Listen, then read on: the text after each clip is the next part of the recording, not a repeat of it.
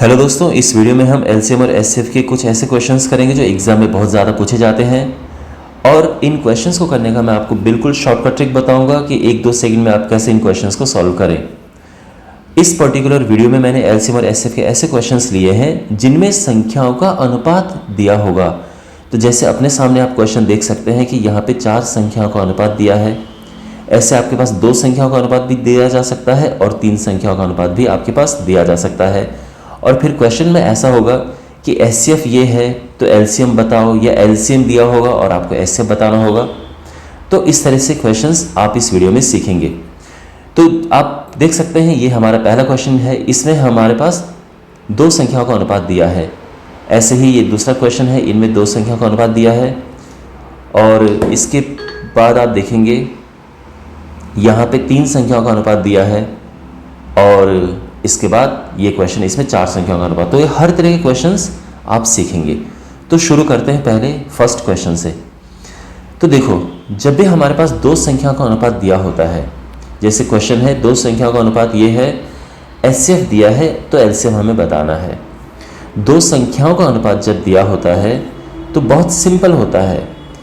हमारे पास जो एलसीएम होगा वो क्या होगा, एचसीएफ इंटू जो भी यहाँ पे ये संख्याएं दी हैं, ये इनको आपस में हम गुणा कर देंगे और हमारा आंसर आ जाएगा। यानी ये आंसर आ जाएगा 15 गुणा 3 गुणा 4, तो ये आ जाएगा 180 और ये हमारा आंसर ऑप्शन डी है। लेकिन ध्यान रखना, ये जो अनुपात है ये सरल अनुपात होना चाहिए। सरल अनुपात से मेरा क्या मतलब है कि आपके पास अनुपात 30 और 40 में नहीं होना चाहिए, ठीक है। यानी ये पूरा कटा हुआ होना चाहिए। ऐसे नहीं कि अनुपात 30 और 40 हो, क्योंकि 10 से कट जाते हैं ना, तो 3 और 3 अनुपात 4 बचेगा फाइनली। तो अनुपात आपके पास सरल होना चाहिए, ठीक है। जैसे 1 अनुपात 2 सरल अनुपात है।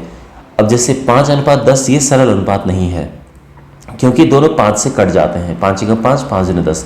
तो इस बात का ध्यान रखिएगा कि जो अनुपात है वो सरल अनुपात। वैसे अनुपात को हम सरल में ही लिखते हैं, लेकिन फिर भी मैं आपको बता रहा हूँ कि अगर कभी आपके पास ये आ गया कि उनका अनुपात 6:12 है और एचसीएफ दिया है 10, तो एलसीएम क्या होगा।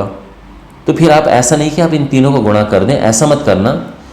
इनको पहले सरल बनाना। तो ये 6 × 6 और 6 दूनी 12 इस तरह से बन जाएंगे। इनको हम काट देंगे किसी एक कॉमन नंबर से और उसके बाद अब ये अनुपात बचा है तो ये हो जाएगा 10 गुणा 1 गुणे 2 और ये आंसर 20 आ जाएगा, ठीक है, इस अवस्था में।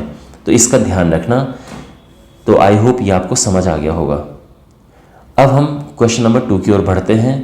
यहाँ पर 2 संख्याओं का अनुपात दिया है, एलसीएम दिया है और एचसीएफ बताना है। तो देखो, आप जानते हैं कि जो एलसीएम जब हम निकालते हैं तो एचसीएफ में इन दोनों संख्याओं को गुणा कर देते हैं। मान लो ये ए बी है, लेकिन जब ये निकालना है, एचसीएफ निकालना है, तो ध्यान रखना ये दोनों नीचे जाएंगे इसके, ठीक है ना। तो हमारा आंसर होगा कि एचसीएफ बराबर एलसीएम, ये 300 ऊपर रहेगा और ये दोनों संख्याएं नीचे आएंगी। और अब ये कटेगा 100 बार और ये कटेगा 20, तो हमारा आंसर 20 आ गया है, ठीक है, समझ आ गया। तो इसका ध्यान रखना कि ये दोनों जो संख्या है नीचे चली जाएंगी। अब हमारे पास क्वेश्चन नंबर 3 है। जब भी हमारे पास 2 से अधिक संख्याएं हैं, क्योंकि इसमें देखो 3 संख्याओं का अनुपात दिया है, एचसीएफ दिया है और हमें एलसीएम बताना है।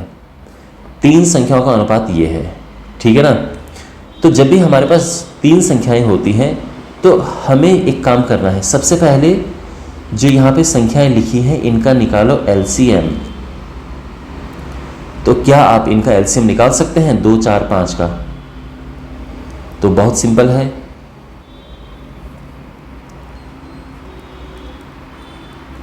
फिर 2 × 5 = 10 और ये 20 आ गया है एलसीएम। और मैं उम्मीद करता हूँ कि बेसिक एलसीएम आपको आता होगा निकालना।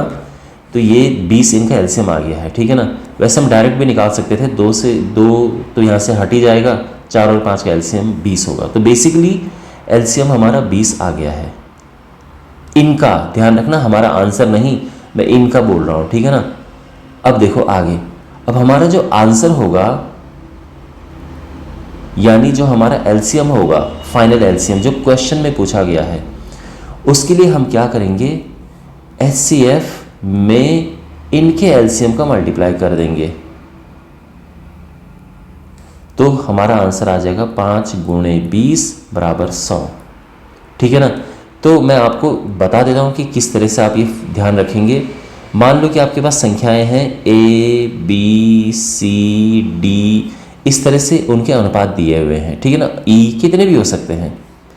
तो जब आपको HCF एलसीएम निकालना है तो ध्यान रखो फॉर्मूला, अब ध्यान रखो। ठीक है ना, कि ये है HCF इंटू और जितने भी ये यहाँ पे दिए हैं इन सभी का एलसीएम। ठीक है ना। एलसीएम किन का, A B C D E, जितने भी यहाँ पे होंगे उनका एलसीएम निकालो और HCF का गुणा कर दो। ये ध्यान रखना आप।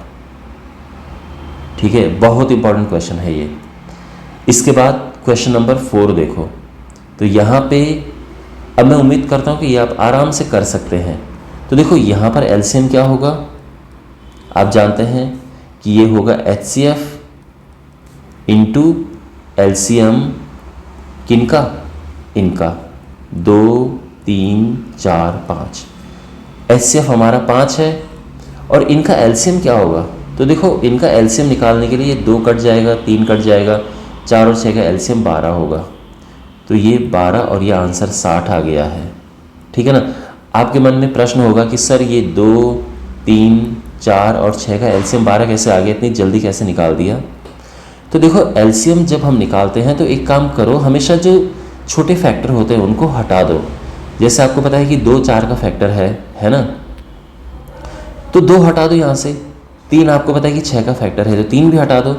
अब क्वेश्चन हमारा छोटा हो गया है, अब केवल 4 और 6 का निकालना है, जबकि हमें इन चारों का निकालना था। तो इस तरह से हम क्वेश्चन छोटा बना सकते हैं फैक्टर हटा के। ठीक है ना।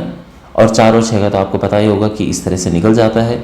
आप चाहो तो सबका एलसीएम निकाल सकते हो, 12 आएगा और इस तरह से हमारा आंसर आ जाएगा। ठीक है। तो मैं उम्मीद करता हूँ कि इस वीडियो से आपको कुछ सीखने को मिला होगा। चैनल को ज़रूर सब्सक्राइब करें और कमेंट बॉक्स में अपना फीडबैक ज़रूर दें कि आपको वीडियो पसंद आ रहे हैं या नहीं आ रहे हैं। थैंक्स फॉर वॉचिंग, मिलते हैं अगले वीडियो में।